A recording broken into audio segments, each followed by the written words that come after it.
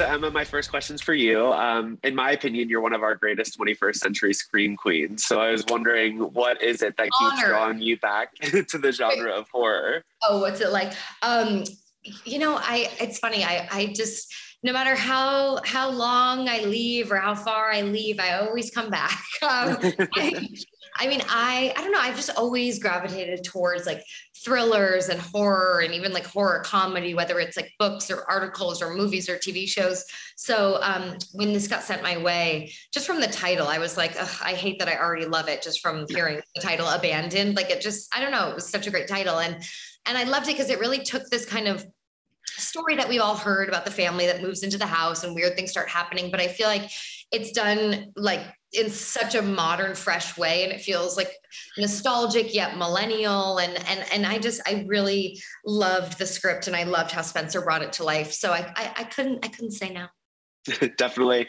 And then John, I feel like the husband in these movies, they always get the thankless role of not believing the wife until, until they have to at the end. So I was wondering, what was it that drew you to this story and how did you kind of build the layers of your character?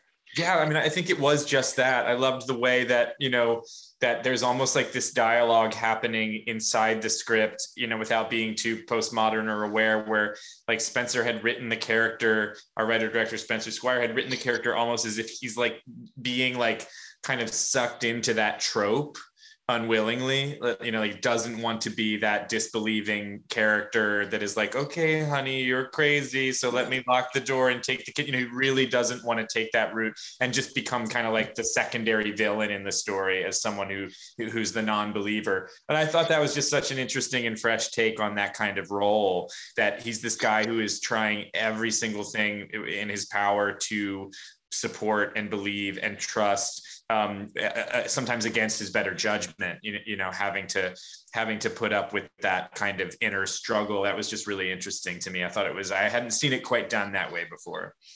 Definitely. And I think with Abandon, beneath the horror layers, there's this like really poignant story about like motherhood and like postpartum depression and things like that. And I was wondering, what did it feel like to tell this story through the lens of horror? And, it just felt like a very important message for the movie. Well, what I love about horror in general is I feel like you can say so much more with horror, because you're saying it, but you're also letting the audience interpret it how they want it. And that's what I loved about this movie is like, even when it's over, I think the reason the script stayed with me so much is because you're kind of, you're not given a clean ending. It's kind of like, what do you think? Like, do you think this? Do you think that? What are your theories? And that's what I really liked about it is like, we're not telling you it's one thing or the other.